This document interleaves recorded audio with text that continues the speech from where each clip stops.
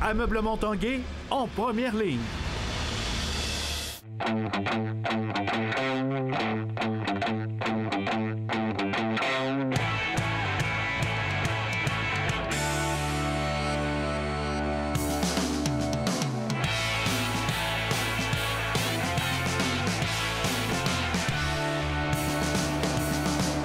Bon mardi à tous, bienvenue à l'Esprit sportif. Dans l'émission, un peu plus tard, reportage en compagnie du cycliste Bruno Langlois qui entraînera sa propre équipe la saison prochaine sur le circuit québécois. Mais d'abord, on parle de ski acrobatique. Malgré une blessure à un genou, le bosseur de Québec, Philippe Marquis, a participé aux récents Jeux olympiques de Pyeongchang. Opéré à son retour à la maison, il est en réhabilitation depuis maintenant 7 semaines. Et ça va tellement bien qu'il pense déjà à la prochaine saison de ski acrobatique. L'Esprit sportif l'a rencontré.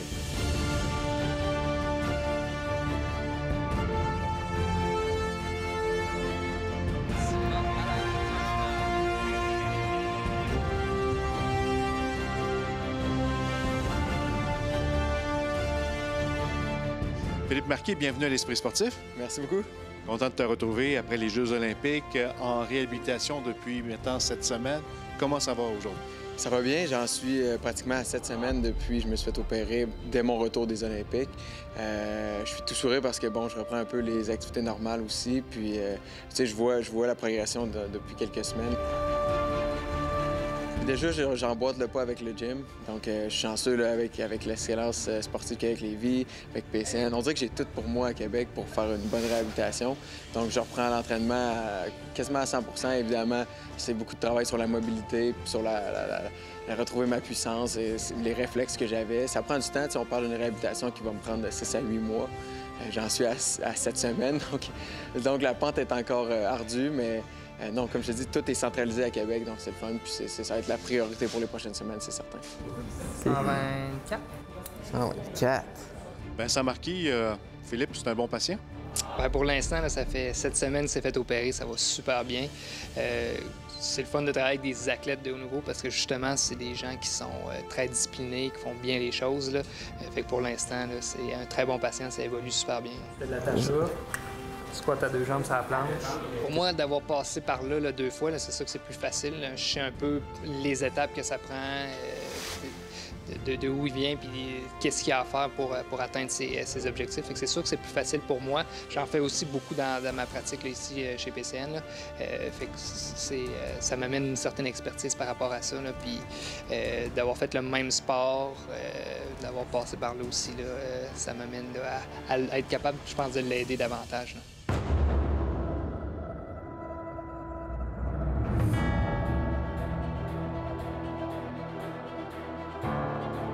C'était une bonne décision pour toi d'y aller pour les Jeux olympiques, de continuer malgré la blessure?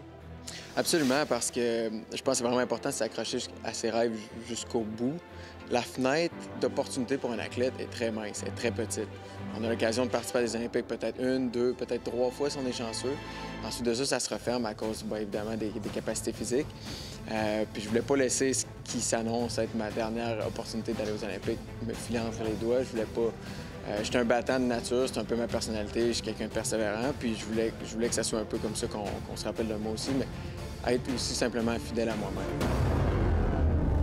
Est-ce que tu as pris un risque en participant aux Jeux olympiques d'aggraver peut-être ton genou, la blessure à ton genou? C'était risqué. C'était un pari très risqué d'aller aux Olympiques, mais je savais un petit peu les risques que je prenais. Évidemment, j'ai une bonne équipe autour de moi, autant avec Freestyle Canada, mais avec Vincent qui me traite en physiothérapie, mon père qui est orthopédiste. Donc, c'est sûr qu'autour de moi, j'avais une gang de personnes qui me suivaient et qui s'assuraient qu'on a un bon plan de match. Ça a été capital, puis ça a été d'une importance gigantesque, je veux dire, miraculeuse pratiquement de réussir à l'exploit simplement d'aller aux Olympiques avec cette blessure-là. Je savais, j'aurais pu abandonner à n'importe quel moment. Je savais que mon genou aurait pu flancher à n'importe quel moment. On l'a vu le 12 février durant la ronde des finales. Mais le combat valait son pesant d'or, je veux dire. J'en parle encore, j'en vibre. T'sais, les Olympiques, c'est 1 fois 4 ans, c'est une expérience extraordinaire. Puis c'est plus que juste une compétition, c'est c'est un leg qu'on fait aussi à tout le monde. C'est un leg qu'on fait aux prochaines générations. Philippe, marqué!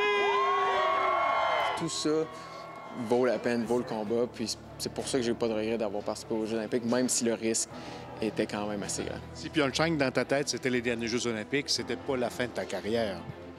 J'écarte pas une possibilité de revenir pour une autre saison.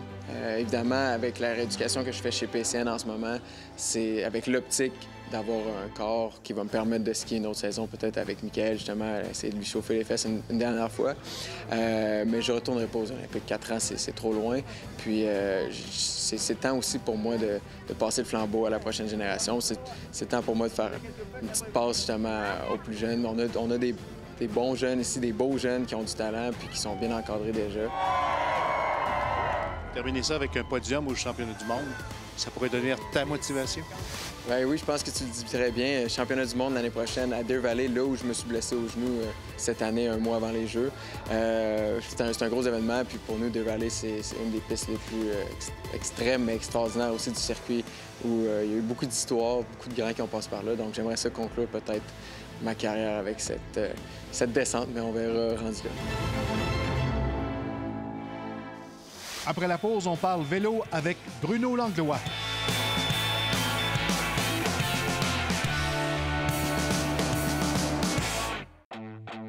L'Esprit sportif souligne l'excellence du Rouge et Or football. Il n'y a pas que sur le terrain que le Rouge et Or bat des records. Les meilleures foules de football universitaire sont ici à Québec. Depuis la création du programme en 1995, ce sont plus de 1,7 million de spectateurs qui ont franchi les tourniquets du stade. Un 13e joueur important pour le Rouge et Or. Saison après saison, la meilleure ambiance au pays, c'est au match du Rouge et Or, où les réputés et très courus tailgates font l'envie de toutes les équipes universitaires au pays.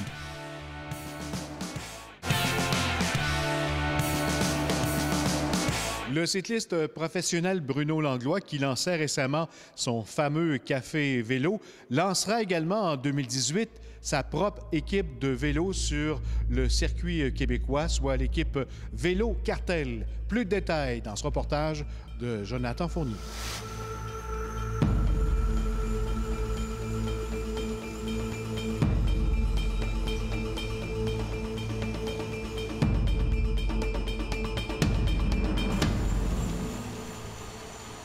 Bruno, si on a résumé un petit peu ta saison 2017, comment ça a été? Très bonne saison. C'est sûr, le début de saison, c'était très motivant avec mon maillot de champion canadien. Donc, j'ai bien performé au niveau international. Winston-Salem, un podium en entrée de jeu. Your bronze medalist in third place, Bruno Langlois. C'est un bon classement général autour de Beauce.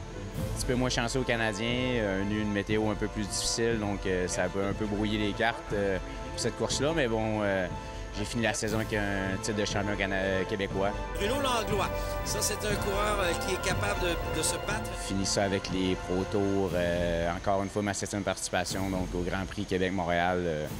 J'ai bien performé, j'ai été content de ma saison, très bonne saison en général.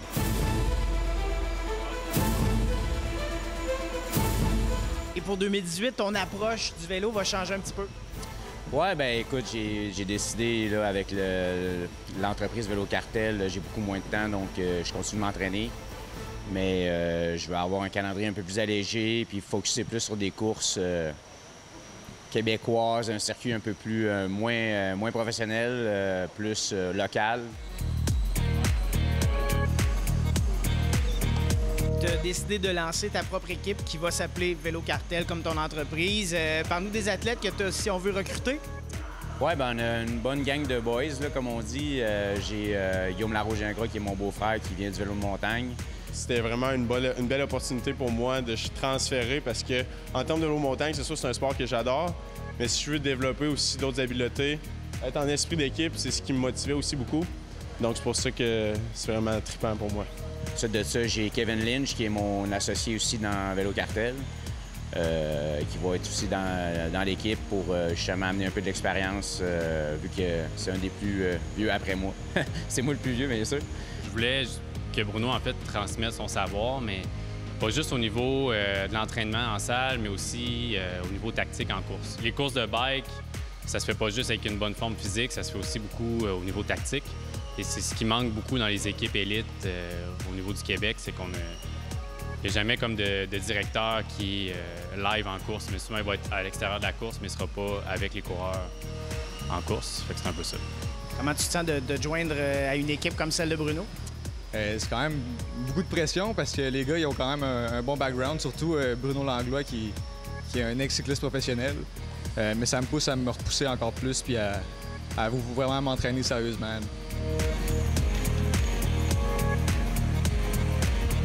Notre but, c'est de vraiment amener le mode de vie cycliste. C'est un peu pour ça qu'on a fait le vélo cartel comme il est là présentement avec un café, une salle d'entraînement. On diffuse des courses. On essaie développer une communauté cycliste à Québec. Ils sont partis, 87 ordres, 4e étape du Tour de Beauce. Donc, beaucoup de présence pour toi sur le circuit québécois cette saison, mais également des présences sur les professionnels. Entre autres, tu vises le Tour de Beauce. Oui, bien c'est sûr. Tour de Beauce, ça serait comme mon objectif de le faire une 20e fois. 19, je trouve que c'est moins un beau chiffre que 20, donc je suis encore motivé. Je pense que je serais capable aussi d'amener mon expérience puis d'aider une équipe une équipe de jeunes en tant que capitaine de route puis en même temps, ça va me permettre de participer à cette course qui a toujours été très prestigieuse pour moi depuis que je suis jeune. La Beauce va être une préparation aussi en vue des Canadiens. Puis bon, après ça, on verra. Mais étape par étape, je ne mets pas de pression. Puis on verra bien comment que ça va aller cette saison. Mais je veux qu'on... Le but, c'est d'arriver aux courses puis de faire la course en tête puis de montrer le maillot. Justement, parlons-en du maillot. Canada d'un côté, Québécois de l'autre? Oui, bien en fait, il y a un nouveau règlement. J'ai été champion québécois l'année passée, donc le logo de champion québécois doit être à quelque part sur le maillot. Puis bon, mais quand tu as été champion national, tu as le droit d'avoir une manche avec le drapeau de ton pays. Fait que là, j'ai dit, on va faire un concept à gauche Canada, à droite Québec. Puis c'est juste ça, donc c'est ça qui différencie un peu le maillot. On va te souhaiter une bonne saison. Merci beaucoup. Merci. Voilà, c'était l'Esprit sportif pour aujourd'hui. Un gros merci à Philippe Marquis et Bruno Langlois pour leur participation à notre émission aujourd'hui. Bye bye, à demain.